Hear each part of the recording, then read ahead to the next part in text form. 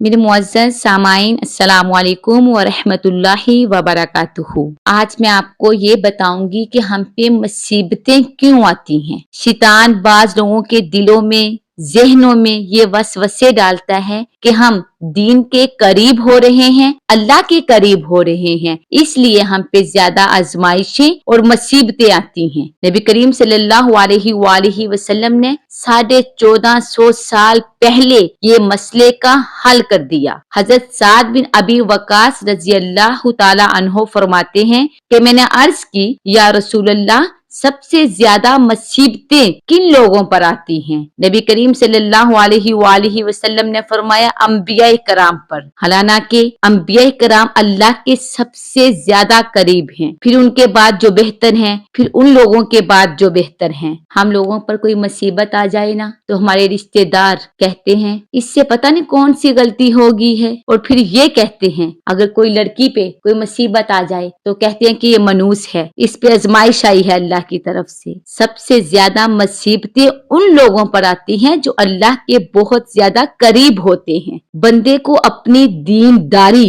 के इतबार से मुसीबत में मुब्तला किया जाता है। अगर वो दीन में ज्यादा सख्त होता है तो उसकी आजमाइशें भी सख्त होती हैं। अगर वो दीन में कमजोर होता है तो अल्लाह पाक उसकी दीनदारी के मुताबिक उसको आजमाता है। बंदा मुसीबतों में मुब्तला होता रहता है, यहाँ तक कि उसके दुनिया में ही सारे गुनाह बख्श दिए जाते हैं। अल्लाह की ये रहमत है। बंदा बड़ा नेक हो रहा है, रब चाहता है कि उस बंदे पर आजमाइशें भेजूं, उसके गुनाहों को माफ कर दूं, फिर मेरे पास वो आए और मैं उसको जन्नत में दाखिल कर दूं। सुभान अल्लाह। हम लोग परेशान हो जाते हैं कि हम पे मुसीबत आ गई है, वाह वेला, आहो बका, रोना शुरू कर देते हैं। कुछ लोग ये ख्याल करते हैं कि अल्लाह के करीब होने की वजह से हम पे मुसीबतें आ रही हैं। इसके बारे में नबी करीम सल्लल्लाहु अलैहि वसल्लम ने फरमाया, हजरत अनस रजी अल्लाह तआला अन्हु से रवायत है,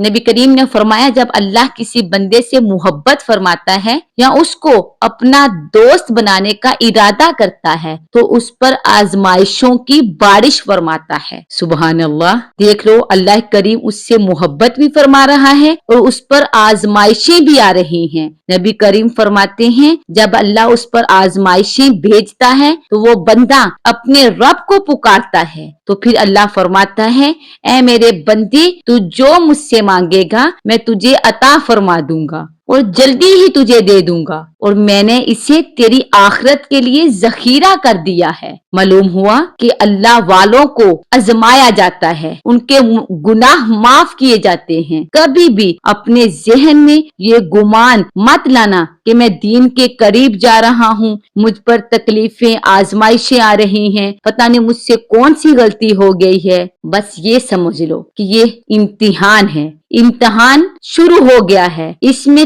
टेस्ट को कामयाब करना है, अल्लाह के मजीद करीब जाना है और ये बोलना है कि ए अल्लाह, मैं तेरी रजा पर राजी हूँ, तू जिस हाल में भी मुझे रखे मैं उस हाल में खुश हूँ। और फिर ये बोलना है, या अल्लाह, तूने जो दिया है इस पे हम तेरा शुक्र अदा करते हैं, और जो अल्लाह वापिस ले ले उस पे सब्र करो, उसमें आहो बका रोना शुरू ना कर दो। फिर देखना अल्लाह की रहमत तुम पर कैसे नाज़िल होती है, तुम्हें कितना सुकून मिलता है। जब आप सब्र के दामन को थाम लेंगे तो इंशाअल्लाह अल्लाह पाक की रहमतें आप पर नाज़िल होंगी। आपने मुसीबतों से, आजमाइशों से घबराना नहीं, ये अल्लाह के करीब करने वाला अमल है, बल्कि अल्लाह की रजा में राजी रहना है। मुझे उम्मीद है कि आपको मेरी बात समझ आ गई होगी। अल्लाह पाक अमल की तौफीक अता फरमाए। आमीन बिजाहिन नबी सुम्मा आमीन। वमा अलैना इल्लल बलागुल मुबीन।